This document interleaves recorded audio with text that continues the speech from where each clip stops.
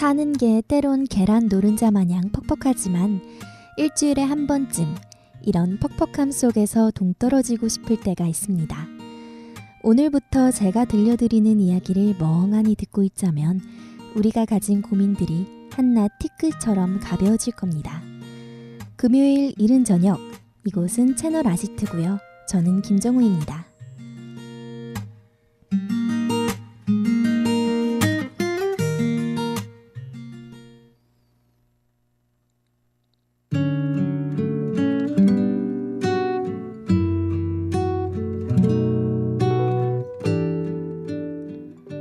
일본의 한 연애 전문지에서 이별을 경험한 적 있는 사람들에게 이런 질문을 했다고 합니다. 사랑했던 그 사람과 무슨 이유로 헤어졌나요? 성격 차이, 성향 차이, 말투 차이, 그냥 싫어져서. 주로 이런 대답이 있었다는데요. 1위는 바로 이거였다고 하죠. 미안하다는 기준이 달라서. 미안하다는 기준이 달라져서 헤어졌다는 말, 공감이 되시나요? 2위를 차지한 이 대답과 연결해서 생각해보면 이해가 조금 더 빠르지 않을까 싶습니다. 바로 내 마음을 전혀 몰라주는 것 같아서인데요. 연애라는 건 혼자가 아닌 둘의 이야기고, 이야기가 흘러가기 위해서는 두 사람 사이에 통하는 부분이 반드시 있어야 하죠. 상대방과 통하는 가장 쉬운 방법은 어떤 이야기든 잘 이야기하고 또 잘 들어준다는 것이라는데, 그게 참 별거 아니면서도 꽤 어렵죠. 오늘은 연인 간의 미안함과 헤어짐에 대한 이야기를 준비했습니다. 노래 먼저 듣고 오시죠.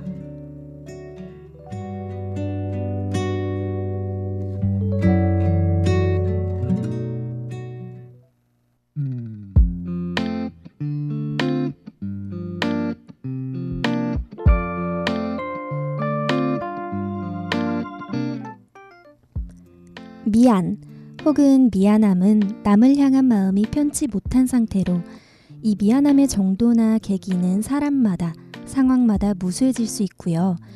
또 극도로 주관적인 느낌이기 때문에 쉽사리 남의 미안함을 공감하거나 받아들이기에 어려움을 겪거나 부담을 느끼는 사람도 많습니다.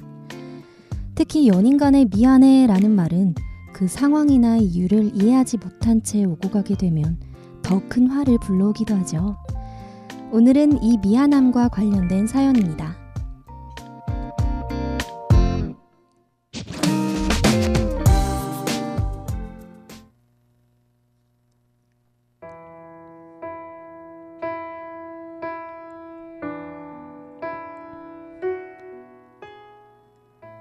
세상에는 끝이 정해져 있듯 우리에게도 끝이 찾아올 수 있겠다고 생각했어요. 그렇지만 함께한 시간이 길었던 만큼 우리의 끝은 쉽게 보이지 않을 것 같았죠. 그런데 2년 동안 장거리 연애를 하다 보니 매일 똑같이 오고 가는 말들이 지루해지고 자주 다투게 되고 서로를 오해하고 미워하게 됐어요. 서로에게 묻고 싶은 말은 많았지만 그럴 때마다 미안해 하며 넘어갔죠. 진짜 서로에게 뭐가 미안한지도 모른 채. 그러던 어느 날 그 친구는 제게 이별을 고했어요. 하고 싶은 게 너무 많은데 지금의 여건상 연애와 병행하기엔 무리래요. 시간을 좀 가져보는 게 어떠냐고 물었는데 그건 제가 싫다고 했어요. 인연을 만나보면 그 사람이 내 눈앞에 있지 않아도 그의 글만 읽어도 지금 어떤 표정으로 어떤 생각을 하고 있는지 너무 잘 아니까 이게 또 문제더라고요. 이미 그 사람은 저와의 이별까지를 다 생각하고 있는 게 느껴졌어요. 확실히. 그래서 그냥 이렇게 보냈어요. 나랑 헤어지고 싶어? 그랬더니 답장이 왔어요. 응, 그런 것 같아. 미안해. 그렇게 우리는 끝이 났어요. 그 당시에는 슬퍼하고 그리워하느라 몰랐는데 시간이 조금 지나니 후회되는 게 생각났어요. 그때 우리가 순간을 넘어가려고 서로에게 의미 없이 미안하다고 말하기 전에 한 번만 말해볼걸. 왜 미안한지 모르겠으니까 사과하지 말고 우리 대화를 좀 해보자 하고요. 서로 함께한 시간을 지키려고 습관적으로 내뱉은 미안해가 어느덧 우리에게는 부담이 됐던 것 같더라고요. 이 미안함 때문에 제대로 된 관계에 집중도 못하고 결국 헤어져서도 힘들어하는 저 같은 사람이 더 생기지 않았으면 해서 제 이야기를 이렇게 보냅니다.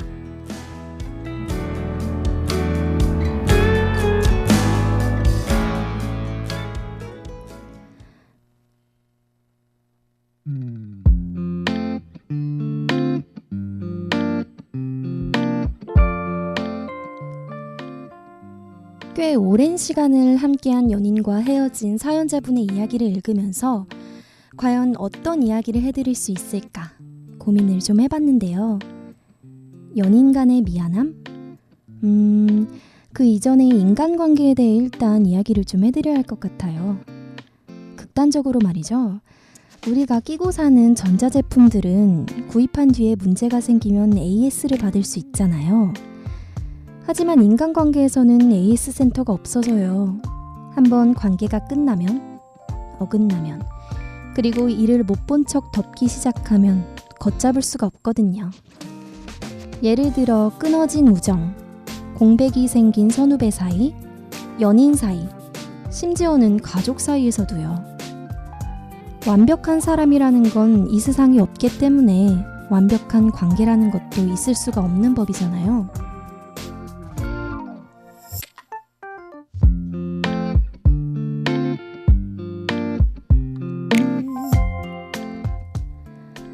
아무리 서로 사랑하고 아끼는 관계라고 해도 오랜 시간이 지나다 보면 문제가 생기기 마련이고요.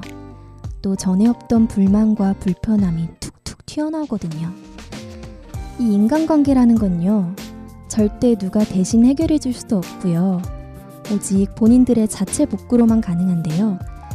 그저 할 수 있는 최대한의 노력을 해서 조금씩 달라지게 할 수밖에 없는 존재예요.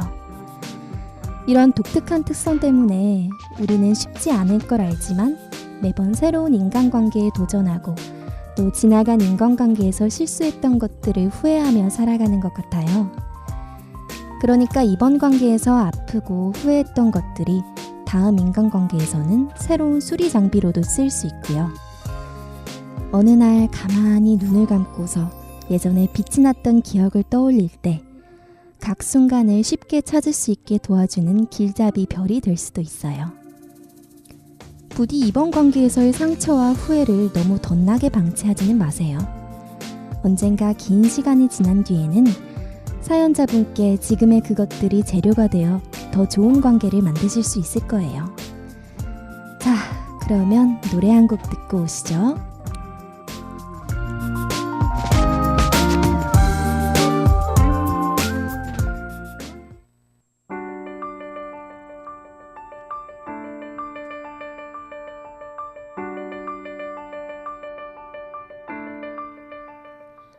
사람들은 보통 어떤 선택을 할 때 앞에 수식어가 붙은 대상을 선택한다고 합니다.